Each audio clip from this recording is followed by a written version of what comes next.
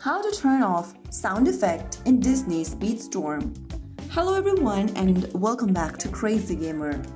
Today I'm gonna be guiding you through how you can easily turn off the sound effect in Disney Speedstorm game. First of all, launch open the Disney Speedstorm application on your device, and once you're inside this lobby screen, go ahead and click on the gear button at the top right corner.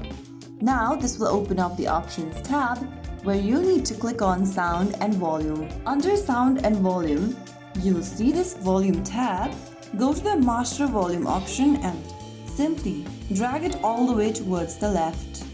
Once you do that, all of the sound effects within the game will be muted.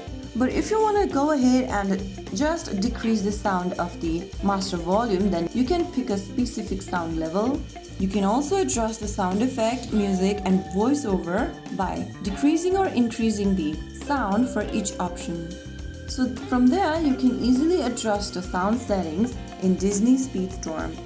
If you want to turn off the entire sound, then you can drag this master volume towards the left and keep it to 0. And with this, you'll be able to enjoy the game in silence while you race. So that is how it's super easily done. If you found the video helpful, don't forget to like, share and subscribe to our channel.